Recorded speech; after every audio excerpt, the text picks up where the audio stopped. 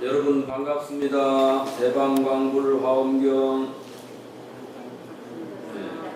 따라 하시는 겁니다. 대방광불 화엄경. 대방광불 화엄경. 오늘은 이제 교재 80쪽에 이제 공부를 시작하게 되는데 두 번째 도강명절에서 이제 국회를 하고 있습니다. 이제 오늘은 이제 교재 들어가기 전에 화면을 한번 보십시오. 화엄경이 불교를 대표하는 경전이면서 이제 상당히 매력 있는 부분이 많이 있습니다. 지난 시간에도 말씀드렸지만 아주 큰 것이 조그만 데 들어가고 작은 것과 큰 것이 무해하게 자유자재로 들어간다. 그런데 이제 제가 알기로 93년으로 제가 알고 있는데 여기 나오네요. 고은 시인이 화엄경을 한 권으로 만들어 가지고 그것을 이제 극본으로 해서 장선우 감독이 화엄경이라는 이제 영화를 만들었어요. 그래서 이때 좀 특별한 이런 상도 받고 이랬었는데 내용을 이렇게 다시 비교해 보니까 이제 지금 현재 소를 타고 있는 이런 청년이 하나 있죠. 말하자면 소를 타고 있는 사람이 이제 선제동자다 이렇게 가설적으로 이야기를 해서 이제 여러 사람을 만나는, 그러니까 입법계품에 53 선지식 만나는 이야기를 엮어서 사회적 시각으로 하는데 제법 뭐라고 할까 경전에 있는 내용을 많이 쓰려고 애를 썼더라고요. 그래서 우리가 공부를 하면서 가끔 이렇게 제가 이제 재미있는 화엄경 하듯이 이렇게 이제 영화로도 한편 이렇게 해본다면 정말 입법계품의 선제동자 이야기는 영화에도 하나의 주제가 될 수 있는 그런 것이겠다. 그리고 이제 제가 이제 좀 나이가 들어서 그런데 제가 한 30대만 되더라도 선제동자처럼 우리나라 또 혹은 해외까지 관광국에 불교 잘하는 사람이 있다면 찾아가서 그분들한테 공부를 하고 그래가지고 그 수행의 결과 이렇게 깨달음을 얻는 그런 과정도 굉장히 참 좋은 수행 법이다고 이렇게 생각이 들어요. 가끔 우리가 이야기를 들어보면 어제도 어떤 불자가 와서 말하기를 미얀마에서 어떤 스님이 수행을 하고 돌아가서 국내에 법당을 열어서 사마타 선을 강의하는 그런 데가 있다 하더라고요. 그런 분들도 역시 이제 한국 불교의 스님이 됐지만 외국에 가서 새로운 어떤 불교를 공부하고 수행해가지고 국내에 와서 소개하는 이런 것도 하나의 그 당시에 선지식을 만나러 다니는 거하고 무관치 않다. 그래서 오늘 우리가 공부할 내용에도 그런 게 좀 나오는데 또 이야기가 나왔으니까 영화 화엄경의 줄거리가 선제라고 가정을 해서 이 청년이 이제 아버지를 만나러 길을 나서고 중간에 또 어머니를 찾는다 이렇게 이야기를 합니다. 그래서 이제 제일 먼저 회원이라고 하는 사람, 바닷가에 사는 어떤 특별한 사람을 찾아가서 우리 어머니, 우리 부모를 찾고 싶다 이렇게 하니까 아버지는 이제 범죄를 저질러 가지고 지금 감옥에 있다. 그래서 먼저 어머니를 찾아라 이렇게 합니다. 그래서 제가 이제 그 영상으로 보니까 아버지가 결국은 사회의 어떤 불평등 이런 거를 어떻게 바꿔보려고 하다가 아마 구속이 된 그런 상황인 것 같아요. 그래서 아버지는 보현보살을 상징하지 않았겠나 이런 생각을 해봅니다. 그렇게 아버지가 보현보살이고 어머니는 그럼 뭐가 되겠느냐? 어머니는 마야 부인 내지는 문수보살이 되겠죠. 그래서 이제 아버지를 만나러 가는데 우연히 길에서 소를 이렇게 만납니다. 소 등에 이렇게 한번 올라타니까 소가 그냥 뭐 자기 주인 만나듯이 이렇게 잘 가요. 그래서 소를 타고 가는 모습을 보면서 여기 이제 그 중간에 여러 사람 만나다가 이 피리를 하나 봤습니다. 그래가지고 그 피리를 소를 타고 이렇게 부르면서 그렇게 나가는 장면이 영화에 이제 그 투영이 되고 있는데, 그 이제 53선지식을 만나듯이 주위에 여러 이제 인연을 만나게 되는데, 이제 그 영화적인 재미가 있어야 되니까 그런지 소를 타고 가는 것을 소도둑으로 오인을 해가지고 막 그래 하는데, 그 잠깐 꿈을 꾸는 사이에 어머니인 줄 알고 어떤 여인을 만났다. 그 여인이 잘못되는 그런 광경을 통해서 꿈을 깨고, 그래가지고 깨보니까 소도둑놈으로 잡혔더라. 그래서 이제 다시 이제 감옥에 가가지고 해강이라는 사람을 만나고, 이렇게 해서 이제 이런저런 인연으로 여러 사람 그 이제 사는 모습을 경험하면서, 그 다음에 이제 법문이라는 사람을 만나더라고요. 법문은 내가 볼 때는 문수보살이나 아니면 덕운 비구 정도 안 되겠나 이런 생각이 들어요. 그래서 여기 중간에 보면 뭐 이련이라는 여인하고 또 어떤 남녀 관계를 맺기도 하고 이러면서 중간에 또 어떤 그 별을 연구하는 그런 천재를 만나서 또 서로 가까이도 하고, 그 하여튼 다양한 53번까지는 안 되더라도 다양한 사람들을 만나서 겪는 그런 경험담을 이렇게 하면서 엮어 나가는데, 이 마지막에는 이제 어머니를 찾는 장면을 이제 우리 불교에 나오는 그 시부도 있지 않습니까? 시부도에서 소를 찾는 장면으로 이래가지고 자신의 마음자리 그리고 또는 그 진리의 어떤 깨달음 이 세계를 찾기 위해서 수행하는 그런 걸로 이야기를 하더라고요.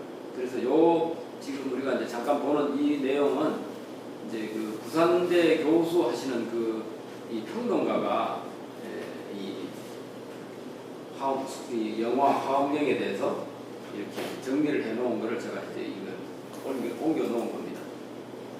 어쨌든 우리가 이제 화엄경을 공부하고 이해하는데, 또 이런 영화를 한 편 보는 것도 또 나름대로 이해가 될 수가 있고, 그러다 보면 이제 입법계품에서 이제 천재동자하고 문수보살이 어떤 생각을 가지고 그 릴레이식으로 여러 선지식을 만나는 것을 하려는지 이런 것도 한번 미리 한번 생각해 보는 게 좋을 것 같습니다.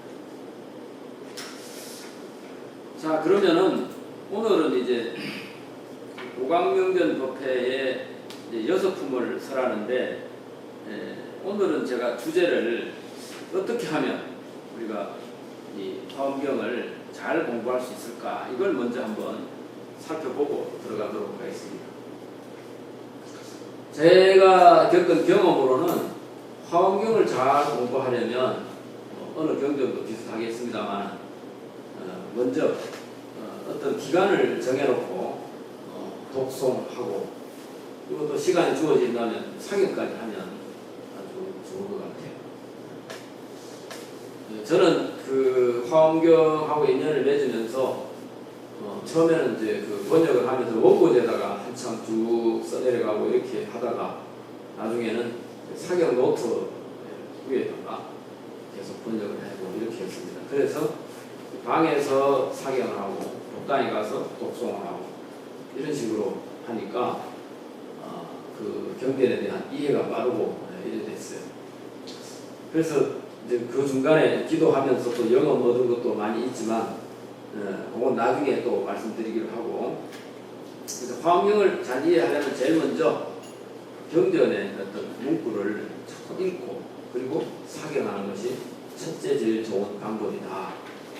그래서 오늘 그 제가 이 책을 이게 이제 화엄경을 한 글자도 안 빼놓고 한글 제작경에 있는 걸 옮겨가지고 청량 스님의 그 과목을 달아가지고 그래서 이제 15권으로 만들었는데, 요거는 이제 세주묘원품 처음부터 시작해서 15권 지난번에 제가 약속드린 것처럼 뭐 충분한 양은 안 되겠지만 사경하고 독송하려고 하는 분이 계시다면 연락을 주시면 제가 이제 붙여드리기도 하고, 이제 여기 오셔서 공부하고 이제 가져가시면 또 몇 권을 비치해 볼 테니까 나중에 가져가셔서 공부를 하는 게 좋은 방법이 될 것 같습니다. 이거 한번 비춰볼까요? 비춰지는? 네.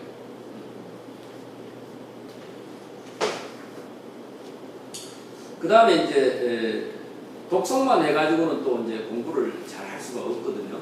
그럼 어떻게 해야 되느냐?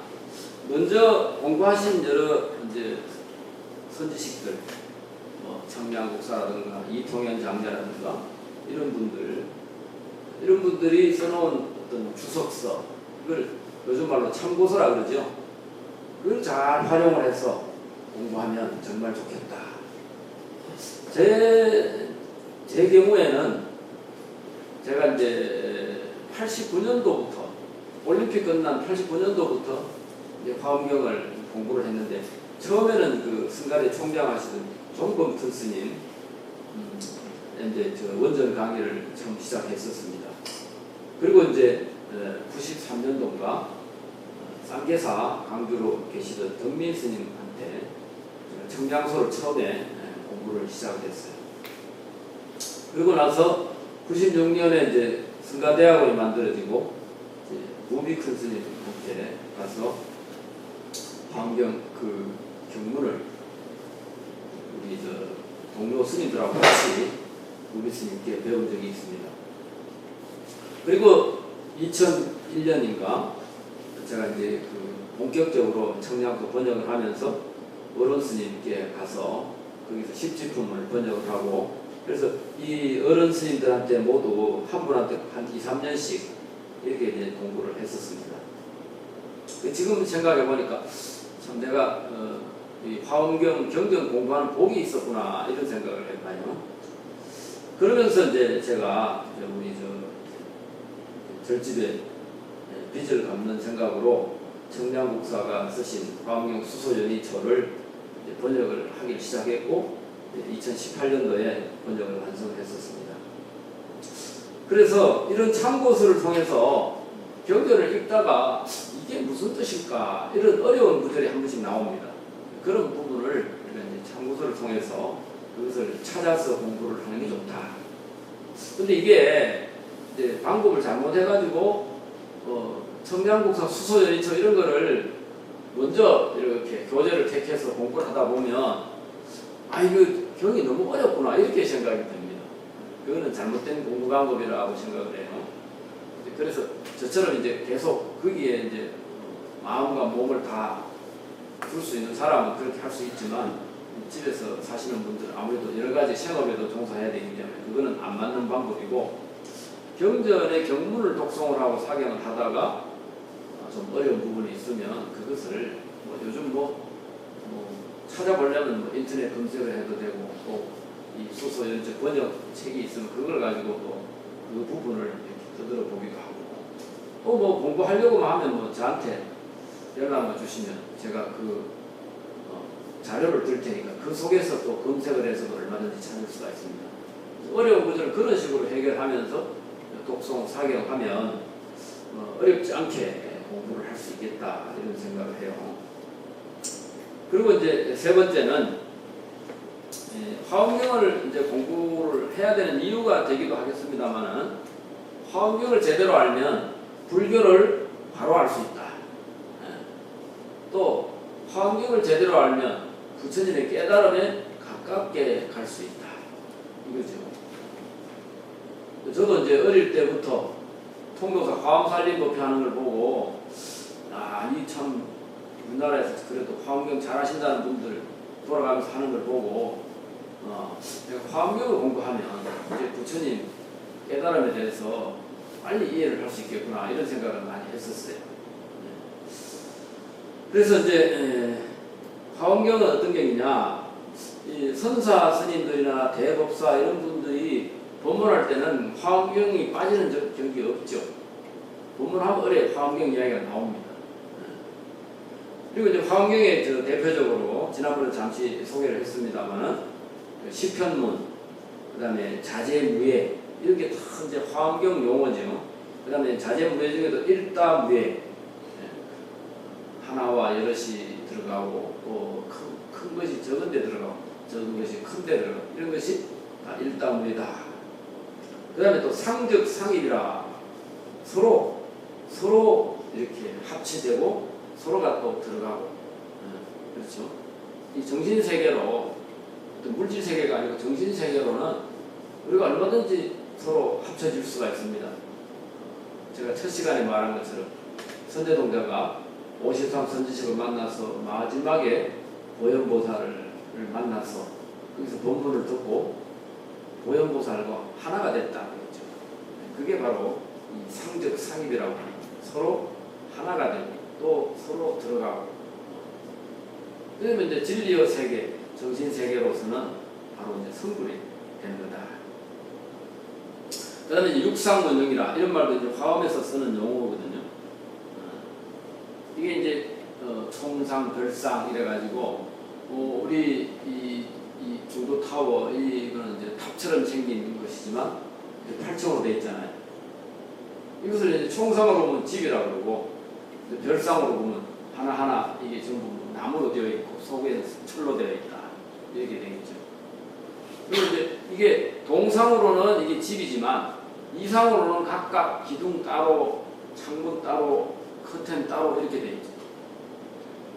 이것이 이제 화엄에서는 그 전체가 육상이 서로 원용하게 만들어진 것을 우리는 이제 또는 타워, 집이라고 한다. 이거 구층탑처럼 됐으니까 황룡사 구층탑을 얻은 것이다. 이렇게 되죠. 그걸 이제 총상으로 말하는 거다. 그래서 이런 것이 이제 어떤 물질 세계나 정신 세계를 이해하는데 화엄경적인 그런 접근 방법이다. 그래서 이 불가사의한 부처님 세계를 화엄경을 통해서 이해하면 쉽게 알게 될 수가 있고, 이런 걸 잘 하다 보면 우리가 이제 공부의 재미를 얻을 수가 있습니다. 저는 불교를 알고 나서 이 참 어느 정도는 뭐 제가 좀 타고났다 이런 생각이 들어요. 공부를 하는 재미를 알면 다른 게 재미가 없습니다. 그러니까 제가 여기 매달릴 수가 있었겠죠. 어쨌든 이게 바로 화엄경을 잘 공부할 수 있는 방법이 아니겠나 이런 생각이 듭니다. 그 다음에 이제 오늘 이제 우리가 공부할 부분을 한번 찾아가 보도록 하겠습니다. 오늘은 그 보광명전 법회 그 80쪽 아까 잠깐 봤죠. 오늘 또 이제 멀리서 또 우리 대전에서 우리 도반 스님도 오시고 또 우리 통도사 큰 스님도 오시고 같이 오셔서 고맙습니다. 자, 그러면 81쪽에 요거는 이제 열의 명호품인데 열의 명호품은 전체 두 번째 지난번에 제가 청량국사 스님은 신해행증의 단계로 화엄경을 이해했다 그러죠. 두 번째 단계가 뭐냐? 바로 이 수인계가 생해분이라는 건데, 요거는 이제 보통 중생이 성불을 하기 위해서는 어떤 식으로 수행을 해야 된다는 것을 이제 설해 놓은 건데, 이 내용이 31품이나 돼서 굉장히 많습니다. 그래서 이제 이게 화엄경 어렵게 하는 하나의 포인트가 되긴 하지만, 이것은 역으로 말하면 우리 중생들의 번뇌가 워낙 많기 때문에 그것을 끊고 가기가 어렵다는 거죠. 근데 이 화엄경은 이 어려운 쪽으로 공부를 해서 성불하는 그런 방법도 설해놨지만 아주 쉽게 공부해서 성불하는 방법도 동시에 설해놨어요. 그걸 대표적으로 말하면 우리가 뭐라고 합니까? 초발심시 편성정가 이런 말 많이 들어봤죠. 이게 이제 화엄경에서 나오는 선입니다.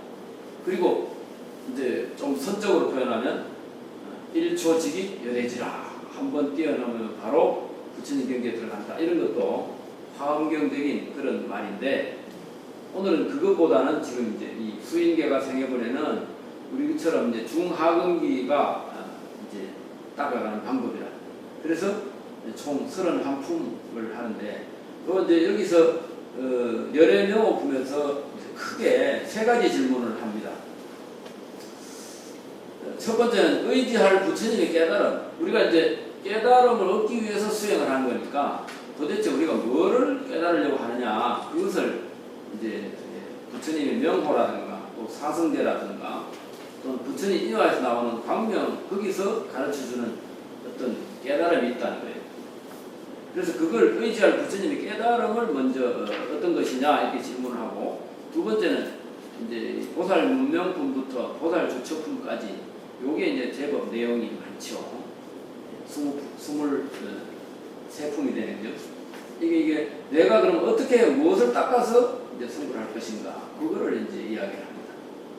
근데 두 번째는 내용에 들어가 보면 좀 쉬운 내용이 많아요. 좀 이따가 공부하기로 하고, 그 다음에 이제 제33 부사의 법품부터 열애출원품까지가 내가 결국은 수행해서 성취할 깨달음의 세계가 어떤 것이다, 이거를 부처님의 깨달음을 통해서 보여줍니다.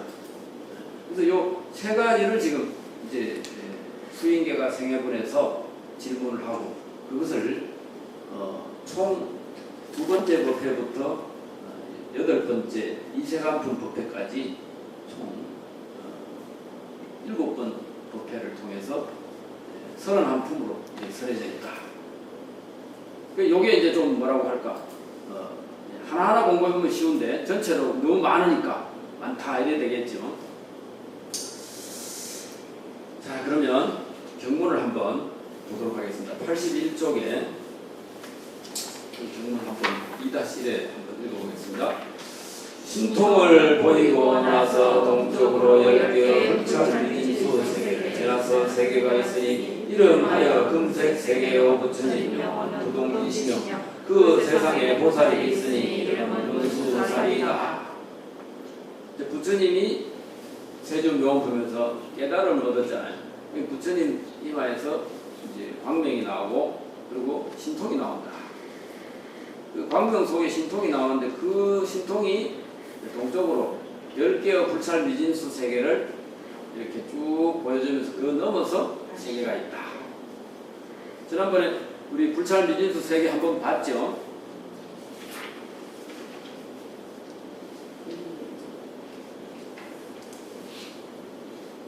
이게 이제 화장차례 도표라고 해가지고 돛담배처럼 이렇게 되어 있는데, 이게 이제 우리 마음 세계, 이게 중간에 꽃이 연꽃인데, 이거를 이제 어른 스님들이 세계가 일하다, 세계가 하나의 꽃이다 이래 하는데, 이 속에 마음으로 이루어진 그 위에 20층 세계가 벌어지고, 이것이 이제 각 10방면으로 이렇게 끝없는 세계가 펼쳐지는 것을 거기다가 다 이름을 붙여놨어요. 그래서 이것이 뭐냐, 저 앞에 화장세계품, 또 보현삼매품, 또 여기에서 설해져 있는데, 그게 아주 장황한 이야기를 많이 써놓고 있습니다. 근데 지난 우리 1시간에 그걸 다 이제 공부를 했는데,